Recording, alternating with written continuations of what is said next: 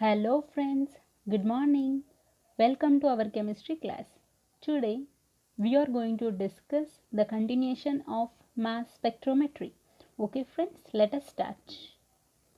Today we will discuss chemical ionization technique. Okay, chemical ionization technique. In our previous class we have discussed about electron impact or electron bombardment ionization. Okay friends, let us see chemical ionization technique. Okay, see, it is a gaseous phase ionization method. Okay, already we discussed, because under gaseous phase ionization method we had to discuss three things, three techniques. So this is the second technique which we are discussing, that is chemical ionization technique. Okay, next, it is very important soft ionization method. Okay, I think you have idea about soft ionization method and hard ionization method.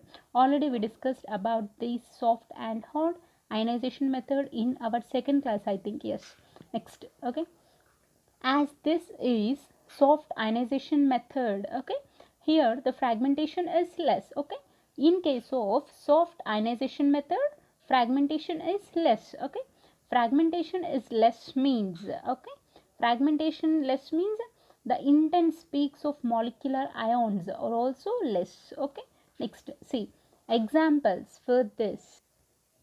Okay, examples, okay, for this are alcohols, ethers, amines, esters, amino acids. Okay, these are the examples. Okay, see, in this case, means in this case, these are highly fragmented in electron ionization. Okay, see, as I said that in our previous class we have discussed about electron ionization technique. Okay, in the electron ionization technique these molecules are highly fragmented. Highly fragmented in the sense here the fragmentation is more. Okay, fragmentation is more means what?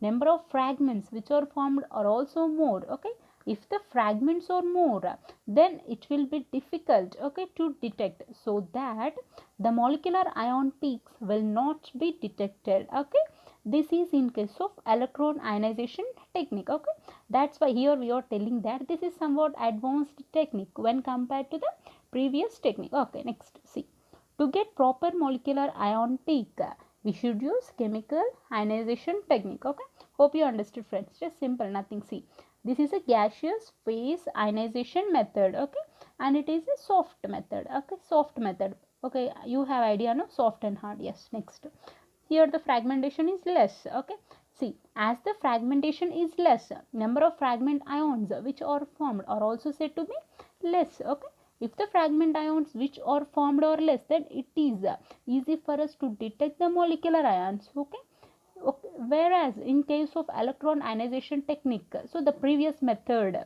which we discussed in our previous class, so in this case the fragmentation is more, so that the molecular ion peaks are also means here the fragments which are formed are also said to be more, so it will be difficult to detect them. Okay, so to get proper molecular ion peak we should use this chemical ionization method. Okay, let us see the steps of chemical ionization method. Okay, first step. Okay, here a carrier gas or the reagent gas. Okay, here carrier gas, we can also pronounce it as carrier gas. It is better to pronounce it as carrier gas, I think. Yeah, see, carrier gas or the reagent gas, okay, or introduced into the ionization source at slightly high pressure. Okay, this is the first step actually. See, here we are using the reagent gas or the carrier gas. Means the examples for this is carrier gas or reagent gas or methane, ammonia, isobutane. Okay, methane, ammonia, isobutane. Okay, these are said to be a reagent gas. Okay, so these reagent gas is introduced into ionization sources. So this carrier gas should be introduced into the ionization source at high pressure. Okay, at high pressure these gas, means any gas, we may take any one, that should be introduced into ionization source. Next, see, second step, these reagent gas will be ionized due to electron impact from the ionization source. Okay, see the reagent gas, okay, which we sent into the ionization source will get ionized. See, means here the reagent gas is introduced into the ionization source. Here the name itself indicates that, means within this ionization will occur. How the ionization occurs means it is due to the electron impact from the ionization source. See, this is the methane, so this is the reagent gas. Okay, see here we know that. Of course here I have not mentioned clearly because this is actually the thing which we have discussing since our first class. Okay, I think you have idea about this. Yes, see here we will get molecular ion, or we can also call it as radical cation or the radical molecular ion. So, and here the two electrons, okay, will get out. Okay, see, and this radical cation, okay, again gives, means here the positive charge and radical means they will get separated, like so we have to represent like these two should be separated. Okay, so CH3 plus and H plus. Okay, this is cation form and this is the radical form. Okay, see in these two cases, okay, in these two cases, these two should be considered as the primary ions. Okay, primary ions. So the ions which are formed from the carrier gas. Okay, see this is the carrier gas and here the first this radical cation is formed. Okay, this one, and from this radical cation again, means here the two get separated, means radical and positive charge will get separated. Okay, these two are said to be the primary ions. Okay, these are primary ions. Next, these primary ions will react with excess of carrier gas. So again these primary ions react with excess of carrier gas or excess of methane, and it will produce different types of secondary ions. So from the primary ions, after reacting with the excess of reagent gas, they will produce secondary ions. Okay, let us try to observe this. Okay, these are the primary ions. Okay, so these are the primary ions and these are reacting with excess of methane or excess of reagent gas, or we can also say like excess of carrier gas or the reagent. Okay, see next here these are secondary ions. So from the primary ions, secondary ions are formed. Okay, from this the secondary ions are formed in this manner. Okay, next these, okay, see these secondary ions which are formed from the primary ions will react with analyte molecule and produce ions. Okay, these secondary ions again reacts with analyte molecule and produce ions by three ways. Okay, let's see the three ways. Okay, see actually these are the three ways by which the secondary ions react with the analyte molecule. Okay, and produce the ions by three ways. Let us see the three ways. First one is proton transfer. Okay, second method is hydride transfer, and third one is electrophilic addition. Okay, from this we may get questions in competitive exams. Okay, let us see the first method, that is proton transfer. Okay, we know that this is the secondary ion. Okay, see CH5 plus, this is the secondary ion.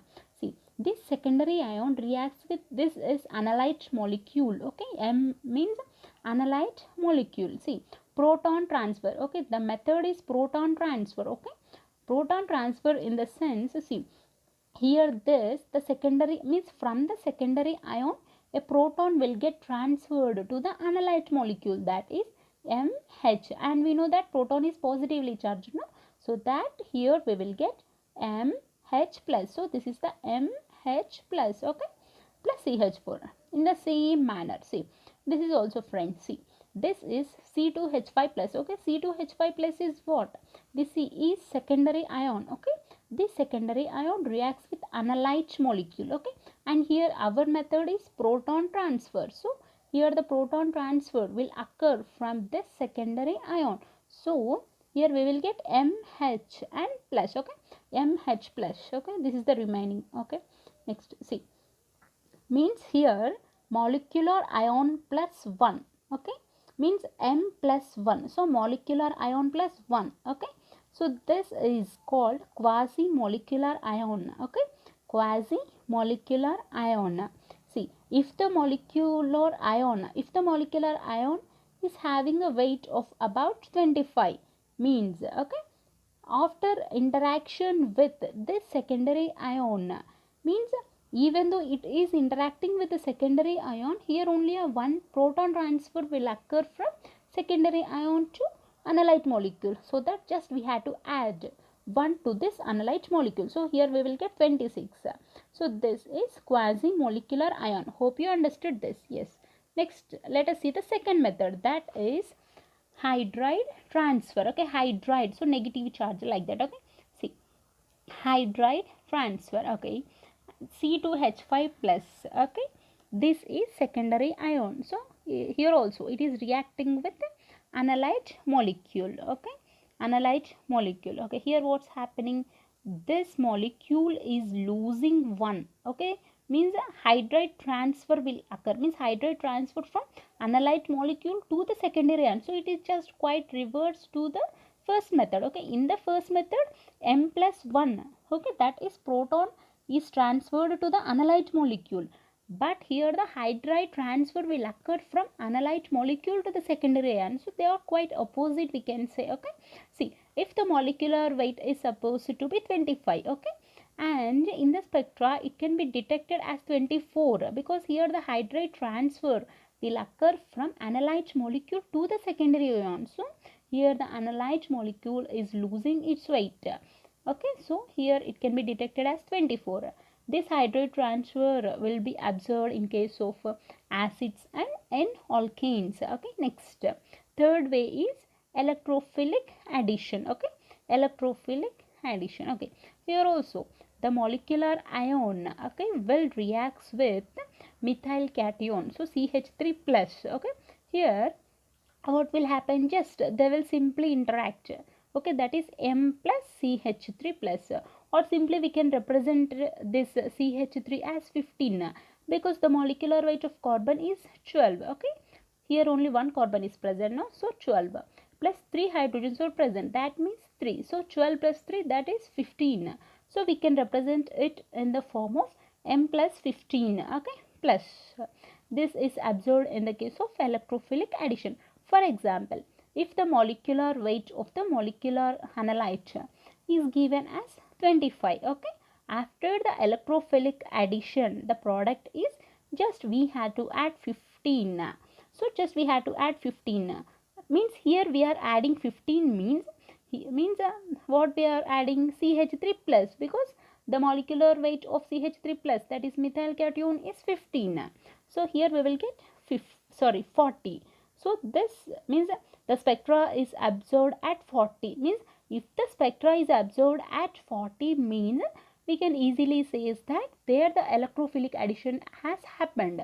So just based on that spectra, we can identify the way, means whether that is proton transfer or the hydride transfer or the electrophilic addition. Okay, in case of proton transfer, just we had to add 1 to the analyte molecule. Okay, in case of hydride transfer, just we had to separate or the subtract 1 from the analyte molecule. In case of electrophilic addition, we had to add 15 to the weight of analyte molecule. Okay, next, the main advantage of this chemical ionization technique is, see, intense peak of molecular ions. Okay, here the molecular ions, means here the peak is observed to be intense. So intense peak of molecular ion, and it is highly useful to detect the molecular weight, because already we discussed the methods, no, means just based on these methods we can easily say that this chemical ionization technique is highly useful to detect molecular weight. Okay,